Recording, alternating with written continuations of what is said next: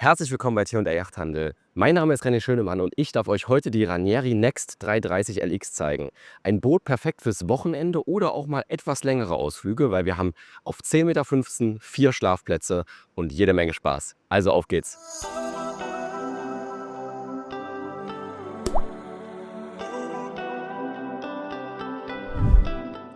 Und auf dem Weg zum Heck der Ranieri Next 330 LX finden wir auch das Twin Air Step System Hull Innovation System Gen 2. Also ein zweifach unterbrochener Stufenrumpf sorgt natürlich dafür, dass das Boot deutlich effizienter über das Wasser gleitet, weil Luft unter den Rumpf eingesogen wird und sich so ein Luftkissen unter dem Rumpf bildet. Das heißt, ihr spart auf jeden Fall Benzin und ihr kommt natürlich an höhere Höchstgeschwindigkeiten ran, weil ihr einfach so viel leichter über das Wasser gleitet. Typisch für Ranieri bei den mittelgroßen bis größeren Booten, ihr könnt immer eine Doppelmotorenanlage verbauen. Das liegt daran, dass die Boote fürs Mittelmeer konzipiert werden und auf dem Meer, am Ozean, an der Küste hat man natürlich immer gerne einen zweiten Motor als Reserve dabei. Motorisieren könnt ihr dieses Modell bis 800 PS, also ja, hier passen tatsächlich 2x 400 PS V10 dran. Auf der Backbordseite des Bootes habt ihr die Badeleiter verstaut. Praktisch mit einer Luke, sodass sie tagsüber nicht stört. Wenn ihr aber baden wollt, könnt ihr diese einfach ausklappen und ihr habt auch sehr schön zwei Griffe, damit ihr euch immer sicher aus dem Wasser ziehen könnt. Wir befinden uns im geräumigen hinteren Teil des Cockpits und hier merkt man die 3 Meter Breite des Bootes wirklich.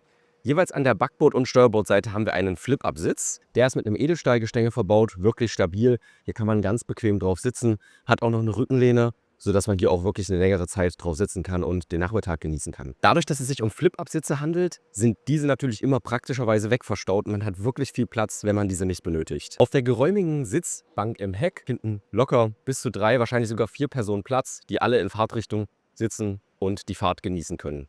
Und natürlich hört es dabei nicht auf. Die Sitzbank eignet sich auch perfekt zum Dinieren, wenn an der Wetbar das Essen zubereitet wurde. Doch man fragt sich vielleicht, wo ist der Tisch? Der Tisch ist an diesem Boot super praktisch verstaut, wie ich finde. Man kann diesen nämlich einfach elektrisch nach oben fahren. So, und wenn der Tisch ausgeklappt ist, kann man natürlich bequem daran Platz nehmen. Man kann die Höhe des Tisches nochmal verstellen, sodass, falls ihr natürlich alle ein bisschen größer gewachsen seid in der Familie, den Tisch höher einstellen könnt. So könnt ihr ihn ganz individuell auf eure Bedürfnisse anpassen. Auch von den Seitensitzbänken aus erreicht ihr den Tisch sehr gut. Und natürlich kann man den Tisch auch so absenken, dass er perfekt mit dem Polster abschließt und nochmal über ein separates Polster eine größere Liegewiese im Heck erzeugt. Und hier auch nochmal aufgebaut für euch, wie es aussieht, wenn das Sitzkissen auf dem Tisch aufgebaut ist. Hier haben wir also auch nochmal eine etwas größere Liegefläche im Heck, falls die Sonnenliegewiese vorne nicht ausreicht oder ihr einfach mal ein bisschen mehr Privatsphäre genießen wollt. Unter der Hecksitzbank befindet sich natürlich auch noch ein sehr, sehr großes Staufach. Wir haben ja hier Außenbordmotoren verbaut. In diesem Staufach befinden sich nicht nur wichtige Zugänge zur Elektronik, sondern auch eben sehr viel Stauraum für Getränkekisten, für Lebensmittel und vieles mehr. Auf der zentral gelegenen Wetbar findet ihr alles, was ihr für ein Wochenende oder auch eine etwas längere Reise von Insel zu Insel benötigt. Auf der Backbordseite ein Waschbecken. In der Mitte 3 Becherhalter, die alle selbstglänzend sind, also falls ihr doch mal nass werden solltet von oben, ist das kein Problem. Und auf der Steuerbordseite auswählbar einen einflammigen Gaskocher oder eben Elektrokocher. Es ist sogar auch zweiflammig möglich. Und was darf auf einem warmen Tag am Wasser nicht fehlen? Natürlich Kühlschränke, wo ihr eure Getränke kühlen könnt.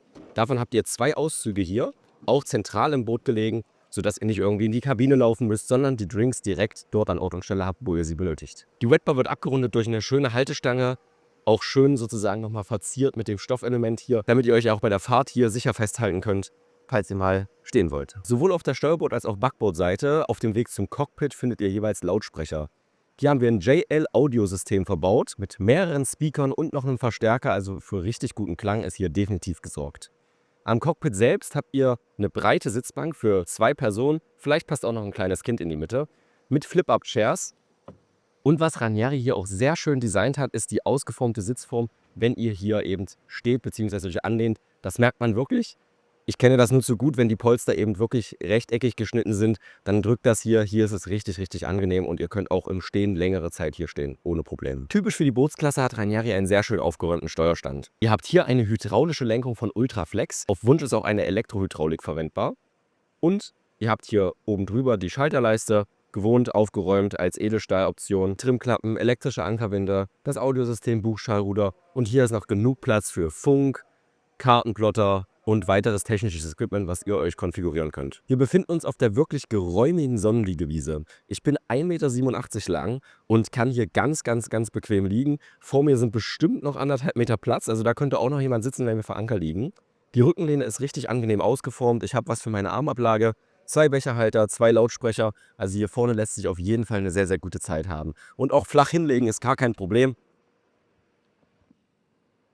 Das finde ich also wirklich durchdacht. Worauf Ranieri hier natürlich auch geachtet hat, ist, dass die Sonnenliegewiese etwas eingelassen ist. Das heißt, ich kann problemlos mein Handy hier hinlegen und falls wir mal irgendwie in etwas welligeres Gewässer kommen, rutscht es nicht direkt runter und ist im Wasser verschwunden. Auch in dem Bugbereich hier an der Backbord- und Steuerbordseite, wie auch im restlichen Teil des Bootes, sind immer wieder LED-Spots eingebaut, damit ihr auch abends in der Dämmerung oder falls ihr mal sehr früh aufbrechen wollt, wisst, wo ihr hintreten müsst und dass ihr an Bord nicht stolpert. Was ich bei Ranieri auch sehr besonders finde, ist die Lösung des Bugankers. Der ist nicht irgendwie im Weg jetzt hier auf dem Deck, sondern da ist ein Sonnenliegekissen drüber. Darunter befindet sich die Ankerluke mit der Ankerwinde und der Buganker wird sozusagen nach vorne durch den Bug geführt. Damit ihr auf Wunsch dann auch die Ankerwinde vom Steuerstand leichter steuern könnt, könnt ihr euch auch eine Frontkamera für die Ankerwinde einbauen lassen. Wir befinden uns in der wirklich atemberaubend schön ausgebauten Kabine und das guckt sich Ranieri bei diesem Modell schon wirklich von den großen Yachten ab.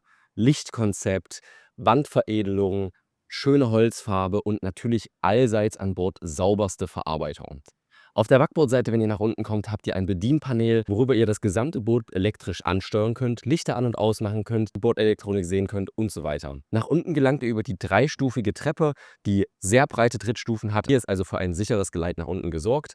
Auf der Backbordseite habt ihr sehr große Stauräume, wo ihr Kleiderbügel drin habt, noch andere Klamotten drin haben könnt. Da ist also für Stauraum gesorgt. Unter der Liegefläche befindet sich tatsächlich kein Stauraum. Hier vorne haben wir bloß die Montageluken für Bugstrahlruder und weitere Bordelektronik. Für ausreichend Belüftung in der Kabine ist natürlich auch gesorgt. Auf der Backbordseite haben wir ein Bullauge am oberen Teil der Kabine und 2 Bullaugen hier unten. Auf der Steuerbordseite ebenfalls 2 Bullaugen in der Kabine unten und eine im Badezimmer. Da gucken wir jetzt gleich rein. Und nur, dass ihr es nochmal im Verhältnis seht. Wie gesagt, 1,87 Meter. Ich lege mich jetzt hier auch nochmal hin. Also ich würde sagen, mit selbst 2 Metern habt ihr hier ganz, ganz bequem Platz. Abgerundet wird die Bugliegefläche nochmal mit einem Tisch, der natürlich hier versenkbar ist, damit die Liegefläche sich überhaupt ergibt. Den könnt ihr aber auch aufbauen und falls mal schönes Wetter draußen sein sollte, hier unten auch euer Essen genießen. Und wenn man sieht, wie ich hier aufgestanden bin und in der Kabine stehen kann auf einem 10 Meter Boot, dann denkt man wirklich, wir sind in einer anderen Bootsklasse unterwegs. Wie gesagt, 1,87 Meter und ich kann hier bequem nochmal eine Faust zwischen meinen Kopf und die Deckenhöhe sozusagen dazwischen machen. Also auch für große Personen ist das Boot geeignet. Auf dem Weg ins Badezimmer gelangen wir an einem sehr, sehr großen Ganzkörperspiegel vorbei, wo man sich vorm abendlichen Dinieren nochmal das Outfit überprüfen kann. Finde ich auch ein sehr, sehr schönes Detail. Denken nicht so viele in dieser Bootsklasse drüber nach. Und das Badezimmer ist wirklich wunderschön ausgebaut. Wir haben ein Waschbecken, wir haben Stauraum, wir haben eine Porzellan-WC mit elektrischer WC-Spülung. Wie gesagt, das Fenster, Haltegriffe, ihr könnt da drinnen auch duschen. Finde ich wirklich richtig, richtig klasse und sieht auch richtig, richtig gut aus. Und denkt dran, alles, was rein muss, muss auch wieder raus. Nur als Referenz, wie es aussieht, wenn ich hier auf der Toilette sitze. Hier kann man also bequem auch auf Toilette gehen und das ist eine wirklich große Toilettenkabine für die Klasse an Boot. Jetzt befinde ich mich in der Achterkabine, die vom vorderen Teil des Bootes mit einem Vorhang getrennt werden kann. Und hier haben wir auch auf beiden Seiten nochmal Stauraum, Abstellfächer und nochmal jeweils ein Fenster zur Belüftung. Wenn ihr das Thema Heizung mit konfigurieren wollt, wird hier auch nochmal geheizt oder klimatisiert, je nachdem wie ihr wollt. Mit 2 Personen kann man hier ganz entspannt liegen und auch schlafen, so dass für euren längeren Trip oder auch fürs Wochenende auch mal Gäste mit an Bord kommen können. Das war sie also, die Ranieri Next 330 LX. Wie ich finde, ein super tolles Boot als Weekender oder auch für etwas längere Trips. Perfekt fürs Inselhopping geeignet und ihr kriegt jede Menge für ein 10,15 Meter Boot, 3 Meter Breite. Also sprecht uns an, falls ihr Fragen habt. Fühlt euch frei, diese in den Kommentaren zu schreiben. Und ich freue mich auf euch. Euer René Schönmann von Theo der Yachthandel.